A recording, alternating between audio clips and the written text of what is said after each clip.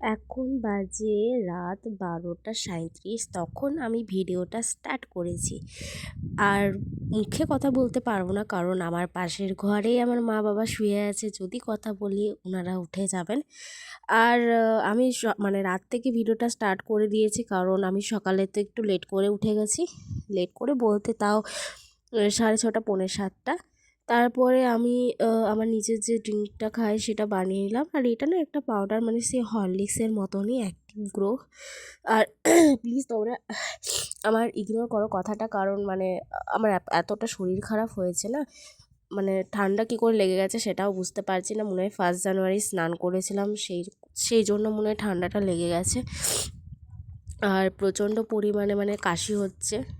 সামনে অনেক প্ল্যান আছে আমার, তো এরকম যদি হুট করে এখন ঠান্ডা লেগে থাকে তো মানে সব প্ল্যান ভেস্তে যাবে। ভেস্তে তো যেতে দেবো না, তো একটু কষ্ট হবে সেগুলো করতে, বাট ওকে দ্যাটস মানা যাবে সেটা। তারপরে পড়তে বসে গেছিলাম, আর বললাম না আজকে একটু লেট করে উঠেছিলাম সকালে, মানে মোটামুটি প্রায় 7টার দিকে একটু পড়তে বসে যায়। বাট 6:30 ঘুম থেকে উঠলে প্রায় 7টা 20-25 বেজেই যায় সব কিছু রেডি করতে করতে। তারপরে পড়াশোনা শেষ করেছি প্রায় 9টা কি 10টা বাজবে। তারপর ছাদে চলে গেছিলাম আমি না, পড়াশোনার পরে আমার এই ভিডিওটা এডিট করি, ছাদে চলে আসি খাবার দাবার নিয়ে একসাথে, আর ভিডিওটা পোস্ট করি আর খাবারও খাওয়া হয়েছে। আর আজকে ছাদে এসে দেখছি প্রচণ্ড মেঘলা, মানে রোদ উঠেছে, বাট মানে অল্প মেঘছে অল্প রোদ এরকম টাইপের। তো তারপরে আমি এখানে বসে গেছি আমার নিজের এই সিঁড়িটার কাছে না, আমি বসে থাকি আর খাবার নিয়েও চলে এসেছি, আর সাথে কালুকেও খেতে দিয়ে দিয়েছি। বাট আমি ছাদে খাবার নিয়ে আসবো, ও আমার কাছে আসবে না, সেটা কখনো হয় না। এই যে আমি খাবার নিয়ে বসতে না বসতেই ও চলে এসছে সামনে, আর খুব সাবধানে রাখতে হয় খাবারটার, কারণ ও মানে ও তো বুঝতে পারে না খাবার আছে, তো ও মুখ দিয়ে দেবে।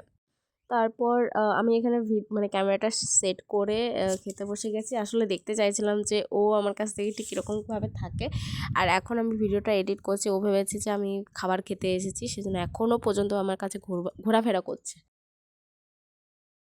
তারপর বাবা ডাকলো, বাবা বলছে যে চল একটা জিনিস করবো। আমার বললাম যে কী জিনিস? তো তারপরে দেখছি যে এইটা কি বানিয়েছে বাবা, একটা রডের মতন, আর দেখছি বেগুন আছে। তো তখনই বুঝতে পেরে গেছে ও আজকে বেগুন পোড়া হবে, মানে এটা আমাদের এই বছরের ফার্স্ট বেগুন পোড়া খাওয়া। বাট আমরা জানতাম না যে কালকে মনে হয় পূর্ণিমা ছিল। না আমি জানতাম না, মা জানতো, কেউই জানতো না ঘরের। তো ঠিক আছে, না জেনে খাওয়া হয়েছে, সেটা তেমন কিছু না। তো বাবা এখানে একটা ছোটোখাটো উনুন টাইপের বানিয়ে নিয়েছে, আর এই কাগজ পেপার সব নিয়ে এসছে আগুন জ্বালানোর জন্য। আজকে এই এত বড় বড় বেগুন এসছে বাজারে, আর তার সাথে দুটো বড় বড় টমেটো। তো সেজন্য আজকে বেগুন পোড়া হবে। অনেক দিন ধরেই বলছিলাম যে একটু বেগুন পোড়া করো, শীতকাল বেগুন পোড়া খেতে হেব্বি লাগে। তো যেহেতু আজকে অনেক হাওয়া দিচ্ছে, তো এই মানে উনুনটাকে ধরাতেও অনেক টাইম লেগে গেছে বাবার।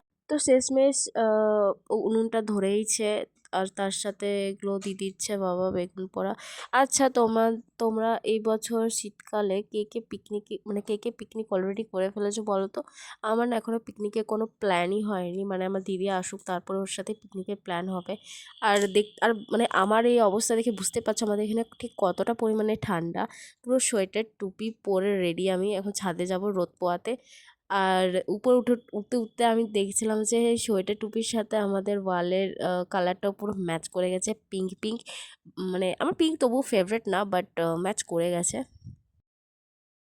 আর আজকে লাঞ্চে আছে আলুর দম, তার সাথে সবজি পনির। এই সবজি পনিরটা মা মানে আমাদের করার কথা ছিল পয়লা বৈশাখে, বাট সেদিনকে থার্সডে ছিল, আর মায়ের টাইম হয়নি, সেজন্য আর করা হয়নি। তার সাথে লাউয়ের খোসা ভাজা, পোস্ত, তো এটাই আর ছিল লাল শাক, ও আরেকটা ছিল বেগুন পোড়া, সেটা এখানে দেখানো হয়নি। তো আমাদের খাওয়া দাওয়ার পরই আমি নিচে চলে এসেছিলাম। আজকে শনি আর রবিবার বাবার দায়িত্ব থাকে কালুকে খাবার দেওয়া, তো তারপর বাবা কালুকে খাবার দিতে চলে এলো। আমিও চলে এলাম দেখতে যে ও খাচ্ছে কিনা। মানে বেসিক্যালি কী হয় বলো তো, যে এই ভেজের দিনকে, মানে আমাদের বাড়িতে যেদিনকে ভেজ হয় সেদিনকে কালু কিছুতেই খেতে চায় না। মাছ মাংস অল্প রেখে দিলে তবেই খায়, বাট এই শনিবারের দিনকে কিছুই বেঁচে থাকে না, না মাছ না মাংস, তো সেজন্য ওর একটু কষ্ট হয়। তারপরে খাওয়া দাওয়ার পরই ওর রুটিন হচ্ছে ছাদে চলে আসা, ছাদে উঠে সব জায়গায় ঘুরে ঘুরে দেখবে কোত্থেকে কে যাচ্ছে না যাচ্ছে। এইটার নিচে না আমাদের এখানে এই ছাদটার নিচে রাস্তা আছে, তো রাস্তা দিয়ে উঁকি মারে যে রাস্তা দিয়ে কেউ যাচ্ছে কি না। এটা আমার খুব ভালো লাগে, মানে ও বেসিক্যালি প্রপার সিকিউরিটির কাজ করে। কে কোথা থেকে যাচ্ছে কে কোথায় আসছে এসব ও মানে পুরো নখদর্পণে থাকে।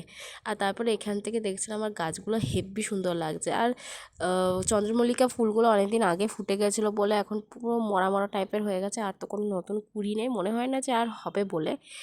এই ঠান্ডা লেগেছে তার সত্ত্বেও আমি কমলালেবু খাচ্ছি। আমার বেশ ভাল লাগে শীতকালে মিষ্টি মিষ্টি রোদে মিষ্টি কমলালেবু খেতে। তার সাথে বাইরের পরিবেশটা দেখছিলাম এত সুন্দর ক্লিয়ার চকচকে। আমার মনে হয় না যে এই পুরুলিয়া বাঁকুড়া ডিস্ট্রিক্ট ছাড়া আর অন্য কোনো জায়গায় এত ক্লিয়ার ওয়েদার থাকে। মানে সব জায়গায় একটু পলিউশন টাইপের, বাট আমাদের এখানে পলিউশনটা অনেকটাই কম।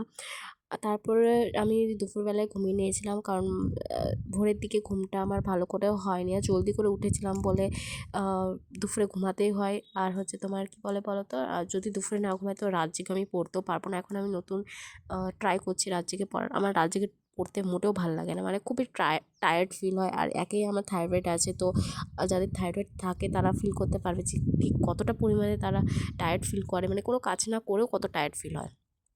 তারপরে আর বানিয়ে নিয়েছিলাম আজকে আমার আবার সন্ধ্যেবেলায় ড্রিঙ্কটা খাই না, বাট আজকে গলাটা আবার ব্যথা ব্যথা করছিলো বলে আমি আবার সন্ধ্যেবেলায় ড্রিঙ্কটা বানালাম যাতে গরম গরম খেতে পারি।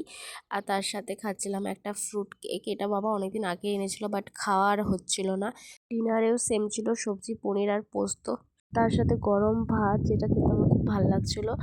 আর তারপরে খেয়ে দিয়ে উঠে আমার নিজের আবার রুটিন নিয়ে বসলাম। আজকে ভেবেছি যে 2টো অবধি পড়বো, সেজন্যে আমার নিজের সেট আপ একটা করে নিলাম যে কটা থেকে কটা অবধি কী কী পড়বো সেটা।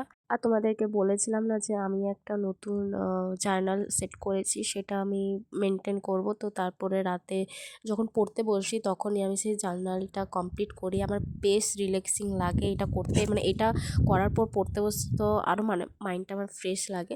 সো চলো আজকের মতন এটুকুই, দেখা হচ্ছে কালকে একটা নতুন ভ্লগ নিয়ে।